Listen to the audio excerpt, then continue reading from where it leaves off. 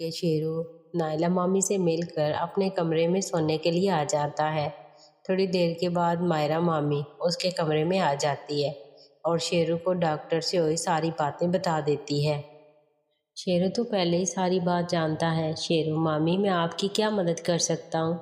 مائرہ روتے ہوئے مجھے تم سے بچہ چاہیے، نہیں تو تمہارے ماما مجھے گھر سے نکال دیں گے۔ تم میری مدد کرو گے نا؟ شیرو جی مامی میں مدد کروں گا۔ شیرو میں آپ کو کیسے جانے دے سکتا ہوں؟ ان آنکھوں میں نے ہمیشہ ہنسی دیکھی ہے، مستی دیکھی ہے ان آنکھوں میں آنسو نہیں دیکھ سکتا۔ یہ کہہ کر شیرو مائرہ کے آنسو صاف کرتا ہے۔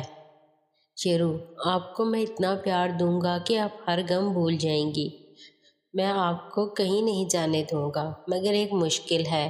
مائرہ چونک جاتی ہے کہ آخر شیرو کو کیا پریشانی ہے۔ شیرو مائرہ کی آنکھوں میں سوال دیکھ کر کہتا ہے، شیرو میں اس بارے میں کچھ نہیں جانتا، جو کرنا ہوگا وہ آپ کو ہی کرنا ہوگا۔ مائرہ شیرو کی بات سن کر شرما جاتی ہے اور چہرہ جھکا لیتی ہے۔ دونوں خاموش ہو جاتے ہیں، مگر کسی کو تو شروعات کرنی تھی اور شیرو نے صاف کہہ دیا تھا کہ اسے کچھ نہیں آتا، جو کرنا ہے مائرہ کو ہی کرنا ہے۔ تب مائرہ من میں ہمت پیدا کرتی ہے اور چہرہ اوپر اٹھا کر شیرو کی آنکھوں میں دیکھنے لگتی ہے۔ شیرو سمجھ نہیں پا رہا تھا۔ مائرہ کی نظروں میں ایک تبدیلی آ گئی تھی جو پہلے اس نے کبھی نہیں دیکھی تھی۔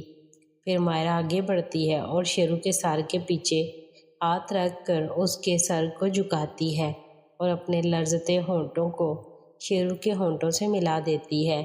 دونوں ایک دوسرے کے پنکھڑیوں کا رس پینا شروع ہو جاتے ہیں۔ شیرو الگ ہی دنیا کے نشے میں ڈوبا جا رہا تھا۔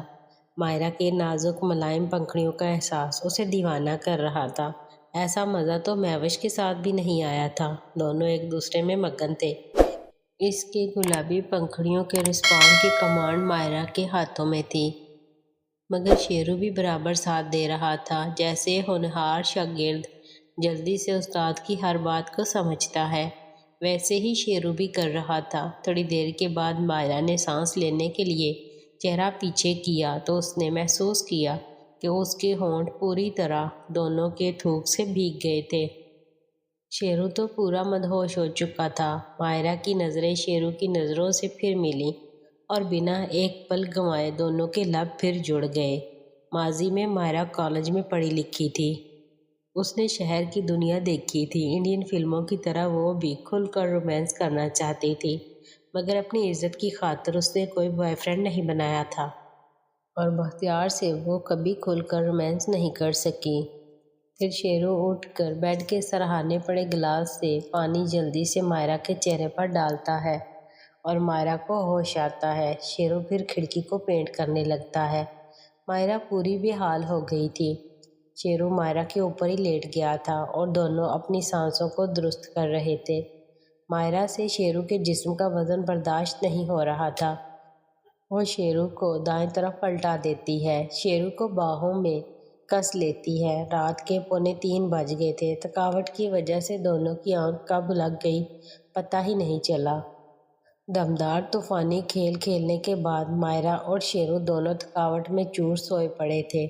صبح سویرے مائرہ کی آنکھ کھل جاتی ہے۔ اسے بہت تیز پیشاب لگا تھا۔ مائرہ جلدی سے بیڈ سے اٹھ کر جیسے ہی باتھ روم جانے کے لیے کھڑی ہونے لگتی ہے تو اسے کمر میں تیز پیڑ محسوس ہوتا ہے اور وہ جھٹکے سے بیڈ پر واپس بیٹھ جاتی ہے۔ شیرو سے کھیلنے کی وجہ نے مائرہ کا انگ انگ ڈھیلا کر دیا تھا۔ اب اسے اپنی کمر میں تیز پیڑ محسوس ہو رہا تھا، مگر پیشاب کو روکنا مشکل تھا، اس لیے ہمت کر کے اٹھ کر دھیرے دھیرے لنگڑاتے ہوئے باتھ روم میں گھس جاتی ہے۔ واش روم سے فارغ ہونے کے بعد مائرہ کمرے میں آتی ہے تو اس کی نظر بیڈ پر سو رہے شیرو پر پڑتی ہے، جو بالکل سیدھا سو رہا تھا۔ سوتے ہوئے کتنا معصوم لگ رہا تھا۔ مائرہ کو گزری سہانی رات یاد آ جاتی ہے۔ مائرہ من میں اف پورا سانڈ ہے، کتنا تگڑا ہے، میرے جیسی عورت کی مت مار دی۔ اگر کسی کنواری پر چڑھ جائے تو اس کا بچنا مشکل ہے۔ پھر اس کی نظر چادر پر بنے دھبے پر جاتی ہے، جسے دیکھ کر اسے ایسے محسوس ہوتا ہے جیسے کل رات ہی اس کی سہاگ رات تھی۔ مائرہ آگے بڑھ کر بیڈ سے کپڑے اٹھا کر پہن کر شیرو کو چادر سے ڈھانپ دیتی ہے اور ایک مچھی اس کے ماتھے پر دے کر چپکے سے اپنے کمرے میں چلی جاتی ہے جہاں بختیار بے سدھ سویا پڑا تھا۔ بختیار کو دیکھ کر مائرہ کو پہلے غصہ آتا ہے، مگر پھر وہ خود کو سمجھا کر چپ چاپ بیڈ پر لیٹ کر سو جاتی ہے۔ صبح نائلہ اور دیبا کچن میں ناشتہ بنا رہی تھی، مگر مائرہ ابھی تک نظر نہیں آئی تھی۔ نائلہ ابھی تک چھوٹی نظر نہیں آئی، روز تو مجھ سے بھی پہلے کچن میں آ جاتی ہے، آج کیا بات ہے؟ جا دیبا ذرا دیکھ تو کیا بات ہے۔ دیبا: جی باجی ابھی دیکھتی ہوں۔ دیبا کچن سے نکل کر مائرہ کے کمرے میں جاتی ہے تو دیکھتی ہے کہ مائرہ ابھی بھی سو رہی تھی، جبکہ بختیار اٹھ کر باہر جا چکا تھا۔ دیبا: شہزادی جی اٹھ جائیں، سورج سر پر آ گیا ہے اور آپ ابھی تک بیڈ سے نہیں اٹھی۔ دیبا کے جگانے سے مائرہ نیند سے جاگتی ہے اور انگڑائی لیتی ہے، مگر ابھی بھی اس کے جسم میں رات کا میٹھا میٹھا درد محسوس ہو رہا تھا۔